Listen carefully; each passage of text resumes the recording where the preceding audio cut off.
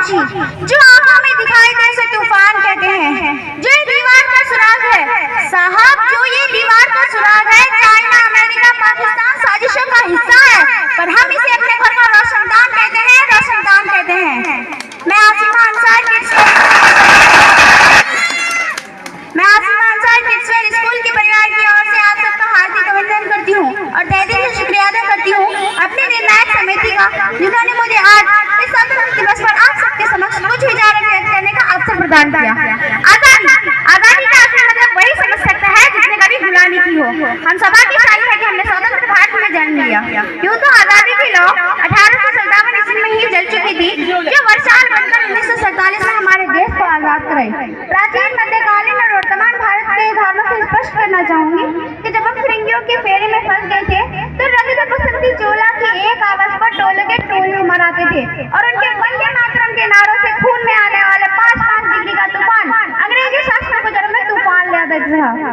लोग मर जाते थे क्योंकि यह इस बात की कसौटी थी। उसके बाद से 68 और 71 के युद्धों में अपना सुहाग गवा देने वाली औरत जब घर के हालात ये हो जाए करते थे कि प्यार भी भरपूर गया, मांग का सिंदूर गया, प्यार भी भरपूर गया, मांग का सिंदूर गया, नन्हे नाने हालों की लंगोटियां चली गई, छोटी छोटी बेटियों की चोटियां चली गई, बाप की कमाई गई, भाई की पढ़ाई गई।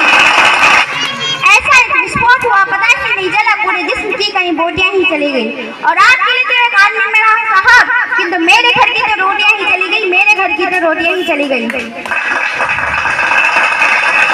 वाले हालात पैदा हो जाने के बाद भी एक माँ अपने बेटे को सरकार दुश्मनों की धज्जियां उड़ाने के लिए भेज देती थी और बस लिखकर भेजा करती थी कि अम्मा ने खत लिखा है बड़ी ही चाव से, अम्मा ने खत लिखा है बड़ी ही चाव से, पुत्र मेरे ना घबराना, 1 इंच भी पीछे ना हटना, चाहे 1 इंच कट जाना, चाहे 1 इंच कट जाना।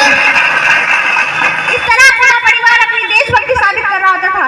तब देश बलिदान मांगता था, तब देश मर जाने को, मिट जाने को, फांसी चढ़ाने को कहता था, किंतु आज देश मर जाने को नहीं कहता, आज देश मिट जाने को, फांसी चढ़ाने को नहीं कहता, बल्कि मेरे विचारों में यदि कोई व्यक्ति अपना काम पूरी ईमानदारी और पूरी लगन के साथ करे वही सच्चा देशभक्ति है। मैं नहीं मानती कि फेसबुक और व्हाट्सएप की डीपी को 3 रंग में रंगना ही देशभक्ति है। यदि आप कहेंगे कि साल में 2 बार हाथ में लेना देशभक्ति है, मैं पूछना चाहूंगी कि इस फुटपाथ में रहने वाला बच्चा ट्रैफिक की छांव में नंगे पांव में जब तिरंगा बेच रहा होता है तो क्या आप इसकी देशभक्ति कहेंगे? इसकी देशभक्ति है ऐसा करने पर मजबूर कर रही है, क्योंकि ना मस्जिद को जानते हैं ना शिवालयों को जानते हैं, ना मस्जिद को जानते हैं ना शिवालयों को जानते हैं। जो पेट के भूखे होते हैं ना वैसे भोजन के निवालों को जानते हैं, वैसे भोजन के निवालों को जानते हैं।